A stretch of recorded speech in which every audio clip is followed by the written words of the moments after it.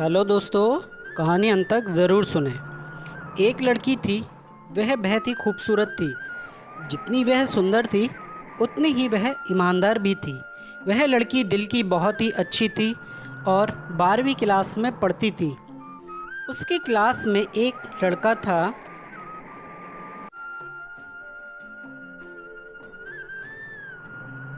वह मन ही मन उसे बहुत चाहता था। लड़का अक्सर उस लड़की के छोटे मोटे काम कर दिया करता था। बदले में जब लड़की उसे मुस्कुराकर थैंक यू कहती तो वह लड़का उस लड़की को यह कहता था, अरे प्लीज़ मुझे थैंक यू मत कहिए, आखिर हम दोनों एक ही क्लास में पढ़ते हैं, तो हम दोनों एक दोस्त की तरह ही हैं। तो दोस्ती में नो थैंक यू और नो सॉरी। तब लड़की मन ही मन में सोचती है, अरे वाह, इसने तो बातों ही बातों में मुझसे दोस्ती भी कर ली।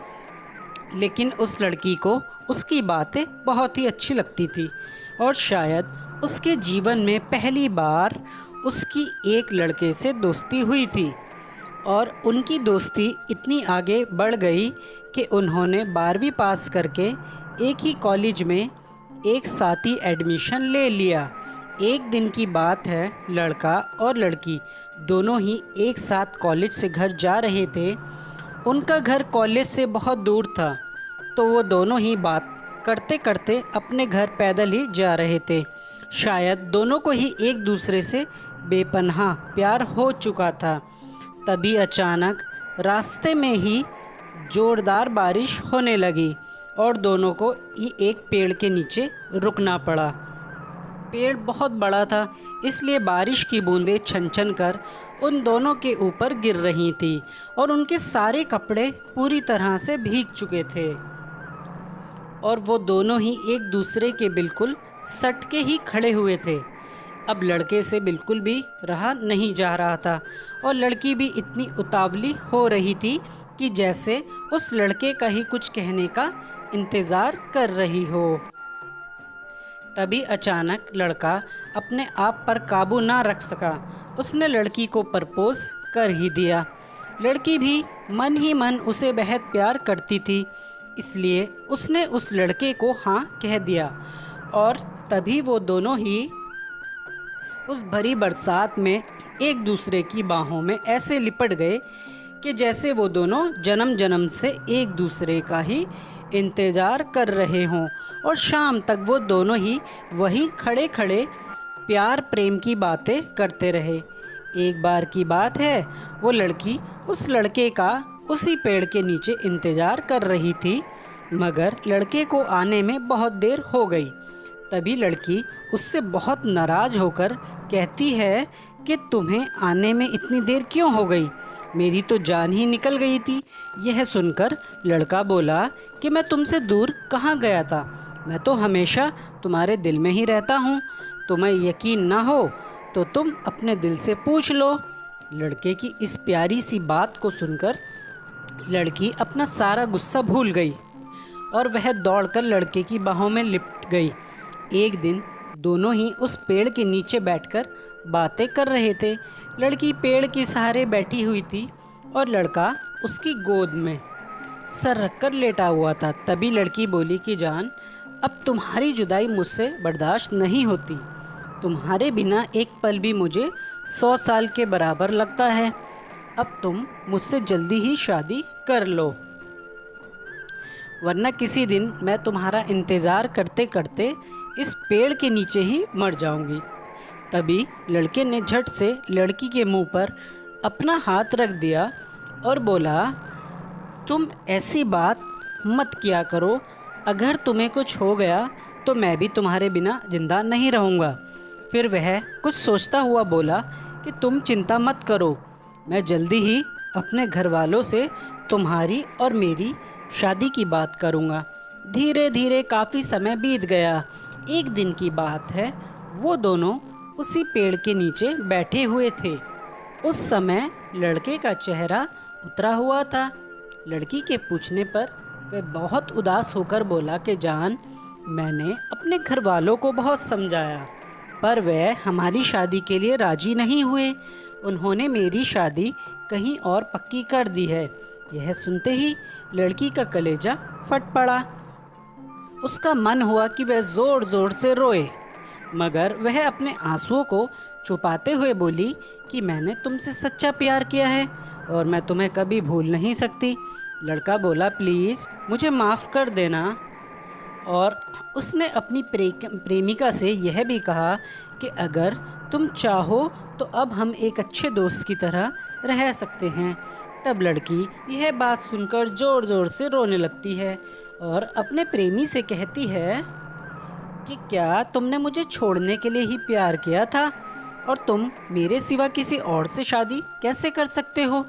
तुमने इसी पेड़ के नीचे बैठकर मुझसे कितने वादे किए थे, क्या तुम वो सब वादे भूल गए? और हम दोनों ने इसी पेड़ के नीचे बैठकर जीने मरने की कस्में खाई थी। उन कस्मों को तुम कैसे भूल सकते हो? तुम मेरे बिना किसी और से शादी कर सकते हो, मगर शायद मैं तुम्हारे बिना किसी और से शादी कभी भी नहीं कर सकती। तभी लड़का लड़की को सॉरी कहकर अपने घर चला जाता है और लड़की भी बहुत ज़्यादा रोती हुई अपने घर चली जाती है। देखते ही देखते लड़के की शादी का दिन भी अब आ ही गया।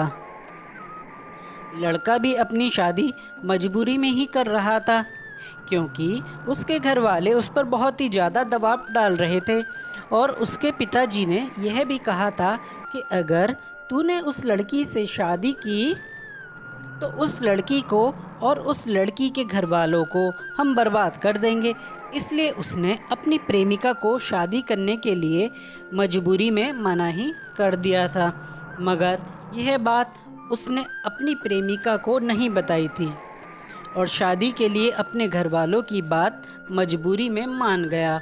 और आज ही के दिन लड़के की शादी होने वाली थी।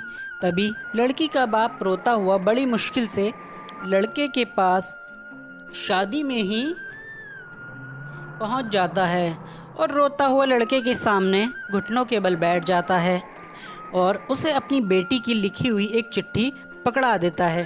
तभी वो लड़का उस चिट्ठी को खोलकर पढ़ता है। चिट्ठी पढ़ते ही उसकी आंखों के आगे अंधेरा छा जाता है और उसकी आंखों से इस तरह से आंसू निकलते हैं जैसे कि कहीं पर बादल फट गए हों। उस चिट्ठी में लिखा था कि जान, तुम्हें तुम्हारी शादी मुबारक हो। शायद इस जन्म में मैं तुम्हें मेरी नहीं हो सकते तो क्या हुआ, मैं हर जन्म में तुम्हारा इंतज़ार करूँगी।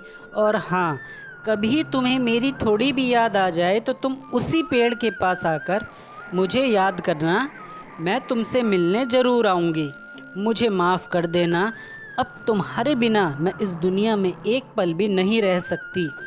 इसलिए उस पेड़ के पीछे वाली खाई में कूदकर मैं अपनी जान दे रही हूँ। तभी वो चिट्ठी पढ़कर उसका प्रेमी आँखों में आंसू लिए उसी पेड़ के पास भागता हुआ चला गया। और जब वो वहाँ पर पहुँचा तो उस पेड़ के पीछे वाली खाई के पास लोगों की बहुत भीड़ लगी हुई थी, मगर अचानक ही उसके प्रेमी ने भी यह कहकर उस खाई में छलांग लगा दी कि रुको जानो, मैं भी आ रहा हूँ तुम्हारे पास। और यह कहकर वो भी उस खाई में कूद गया। यह देखकर वहाँ खड़े सभी लोग हक्के बक्के रह गए। तभी लड़के और लड़की के माता पिता भी वहाँ पर पहुँच जाते हैं और लड़के के खाई में कूदने की खबर सुनते ही उसके घर वाले बहुत ज़्यादा रोते हैं और उन्हें बहुत ज़्यादा पछतावा होता है कि यह सब हमारी ही वजह से हुआ है। काश हम अपने बेटे की शादी उसकी प्रेमिका से करवा देते तो ऐसा कभी नहीं होता। यह कहते हुए वो सब बहुत ज़्यादा फूट फूट कर रोने लगते हैं। तो दोस्तों, प्यार तो सभी को एक ना एक दिन होता ही है, फिर चाहे वो पुराने ही ज़माने के क्यों ना हो। लेकिन वो लोग भी अपने ही बच्चों का प्यार क्यों नहीं समझ पाते।